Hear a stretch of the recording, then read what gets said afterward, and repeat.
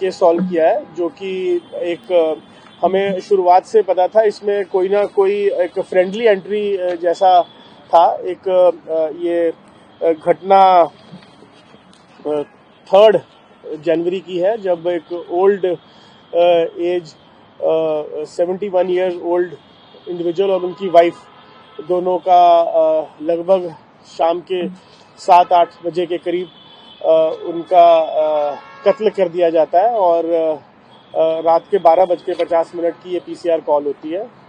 Delhi police PCR call के बाद तुरंत मुस्तैदी से इन्वेस्टिगेशन स्टार्ट कर देती है। डीसीपी शहादरा, श्री गौतम जी की team, additional DCP Shahdara Neha ji की टीम और एसीपी मुकेश और इंस्पेक्टर स्पेशल स्टाफ और एसएचओ एमएस पार्क ने इसमें बहुत कम समय में ये एक कंप्लीटली ना खुलने वाला जो केस है वो इसमें क्रैक किया है। इसमें मैं अगर आपको डिटेल्स थोड़ी सी आपके साथ शेयर करूं, इसमें क्योंकि एक बहुत, अगर आप जिन्होंने सीन ऑफ क्राइम विजिट किया है आप देख सकते हैं एक बहुत ही एक जो घर है उनका, उसमें केवल एंट्री अगर कोई बटन दबाता है और ऊपर से बटन दबाया जाता है उसी से ही होती है। और जो डिसीज्ड थी उनकी बॉडी पे जो ज्वेलरी थी वो भी जा चुकी थी। तो मतलब इसमें ये अनुमान लगाया जाता है कि भाई ऐसा कौन हो सकता है जो जानकार आया और ज्वेलरी भी ले गया, क्योंकि बिल्डिंग में जानकार के अलावा कोई जा ही नहीं सकता। तो सभी एंगल से इसमें इन्वेस्टिगेशन हुई। करीब 2 दर्जन के अधिक हमने इसमें सस्पेक्ट लिस्ट बनाई। इसमें टेक्निकल सर्वेलेंस भी देखी गई और तमाम प्रकार की इन्वेस्टिगेशन के बाद फाइनली डीसीपी शहादरा जी को इसमें इन्वेस्टिगेशन में सक्सेस मिला। इसमें जो कातिल है उसका नाम है अशोक कुमार सेन। ये 39 वर्ष का व्यक्ति है। पिछले वर्ष जुलाई के महीने में जब डिसीज्ड की तबीयत खराब हो गई थी, इनफैक्ट वो जब उनको एक्सीडेंटल फॉल के कारण इंजरी हो गई थी बैक में, लेग में, तब उन्होंने एक एजेंसी के थ्रू इसको as a caregiver hire किया था। इसको उन्होंने 28 दिन, लगभग अगस्त के महीने 1 अगस्त से लेकर 28 अगस्त तक इसको अपने साथ रखा और इसने इन्हीं के घर में उस समय ये अशोक रहता रहा और इन्हीं के साथ ही वो रहा। लेकिन इसने शुरुआत से ही इनको झूठ बोला था, अपना एड्रेस गलत बताया था। लेकिन इसने फैमिली में डिसीज के साथ, उनकी वाइफ के साथ, दोनों के साथ काफी उन्होंने इसने अपना अच्छा संबंध बना लिया था। यहाँ तक कि इवन दिवाली पे भी उन्होंने इसको फोन करके इसका हालचाल पूछा था। तो इस समय जब ये घटना हुई जनवरी के महीने में, इसके पास कोई जॉब नहीं थी, ये ढूंढ ही रहा था कहीं ना कहीं से जल्दी पैसा कमाने को और कुछ इस पे कर्जा भी था। तो इसने सोचा कि क्यों ना मैं इस चीज का फायदा उठाऊं। इसको क्योंकि 1 महीना उनके घर में रहा था तो इसको सारा उस घर का मालूम था कि जो इनका बेटा है वो सुबह माने शाम को 4-5 बजे जिम चले जाता है और अमूमन 9 बजे आता है। उस दिन बेटे ने 5:30 बजे के करीब घर में अपनी माताजी को फोन भी कर दिया था कि आज मैं डिनर के बाद आऊंगा, लेट आऊंगा। तो उसको ये भी पता था अब घर में कोई नहीं आना।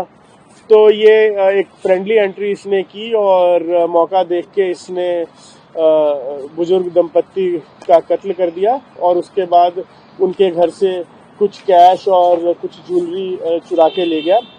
जो मेनली ज्वेलरी तो केवल जो उनकी डिसीज ने पहनी थी, जिसमें 2 कंगन और 2 चेन्स एटसेट्रा, वो ले गया। और सारी की सारी इसमें जो चोरी की हुई ज्वेलरी है और अक्यूज के इंस्टांस पे रिकवर की जा चुकी है। और बाकी डिटेल्स मैं डीसीपी शहादरा को कहूँगा आपसे वो शेयर कर देंगे।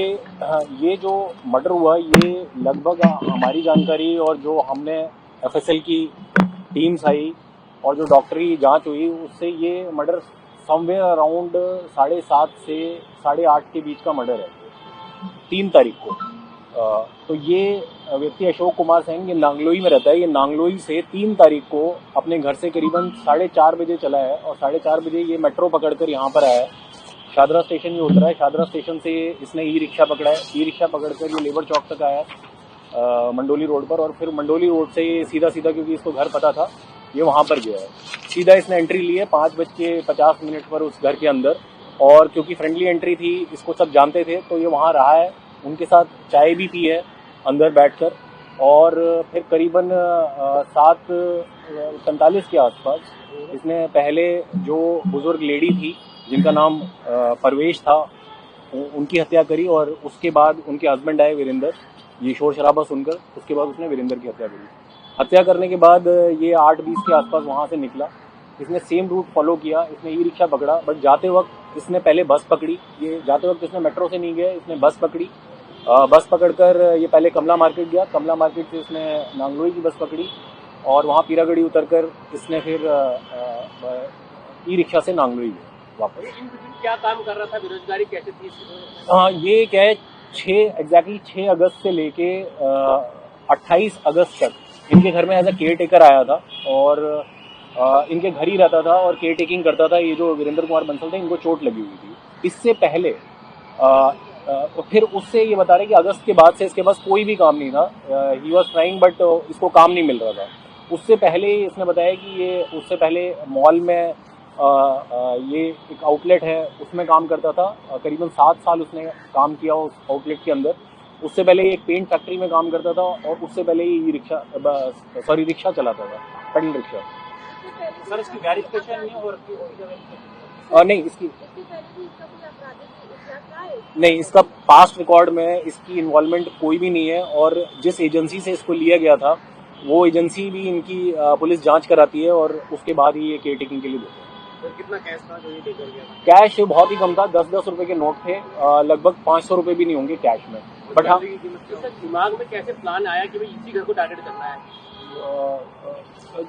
बेसिकली जानकार था, उनको पता था कि मैं इनका ट्रस्ट जीत चुका हूँ, और स्पेशली जो परवेश बंसल है, वीरेंद्र कुमार बंसल जी की जो वाइफ थी, उनको इसके प्रति थोड़ा मतलब वो भी था कि जैसे बेटे की तरह उसको रखा हुआ था, उस तरह का वो था कि, और स्पेशली जैसे हमने जब उनके बेटे से पूछताछ करी तो उन्होंने ये भी बताया कि उनकी माता जी ने दिवाली से कुछ दिन पहले पूछा कि भाई अब अशोक का हाल तो पूछ ले, बहुत दिन से सुनाई नहीं दिया, तो उन्होंने खुद इसको फोन किया।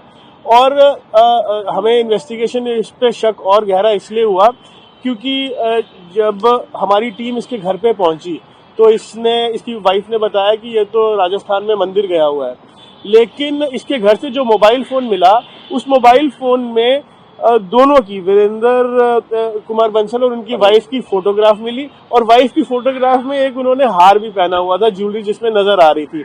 और तीसरा, इसकी जो फोटोग्राफ मिली उसमें जो इसने पजामा पहना था वो सेम पजामा हमारे सीसीटीवी कैमरा में मिल गया था, तो जिससे हमें लगभग श्योर हो गया था कि यही है, क्योंकि एक तो घटना के दिन से भागा हुआ है, दूसरा कपड़े भी मैच करते हैं, और इसके मोबाइल से डिसीज की फैमिली की फोटो मिल गई है। कोई साजिश में और लोग भी शामिल थे क्या इसमें?